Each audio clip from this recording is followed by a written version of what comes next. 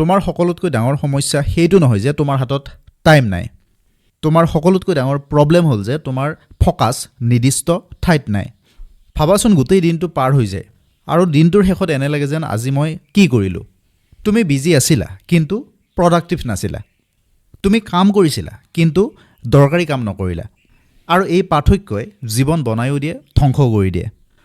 তোমাৰ জীৱন সেইফালে গৈ আছে যিফালে তোমাৰ ধ্যান গৈ আছে। যদি তোমাৰ ধ্যান আনৰ লগত তুলনা কৰাত গৈ আছে তেনেহ'লে তুমি অসন্তুষ্টিত থাকিবা।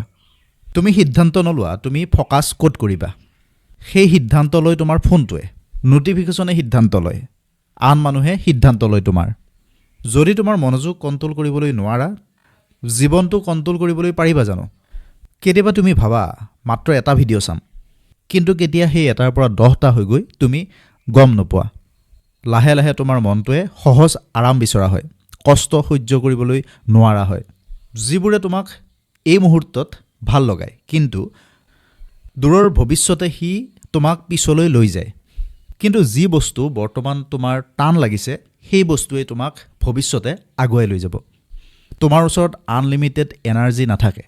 প্ৰতিদিনে তোমাৰ নিৰ্দিষ্ট পৰিমাণৰ শক্তি থাকে, যিখিনি তুমি ইটো সিটো বস্তুত এনেই অবাবত খৰচ কৰি আছা। যেনে কাৰোবাৰ ষ্টৰি চোৱা, কাৰোবাৰ লাইফৰ তুলনা কৰা।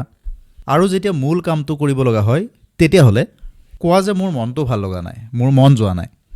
কিন্তু যদি পুৱা উঠিয়েই দিনটো 2টা বা 3টা দৰকাৰী কামত লাগি যোৱা হয়, না ফোন, না তুলনা, না আন চিন্তা, সেয়ে তোমাক ভৱিষ্যত দিনৰ বাবে বহু দূৰ আগুৱাই লৈ যাব। আৰু প্ৰতিটো বস্তু তুমি দৰকাৰী বস্তু বুলি ভাবি লোৱা।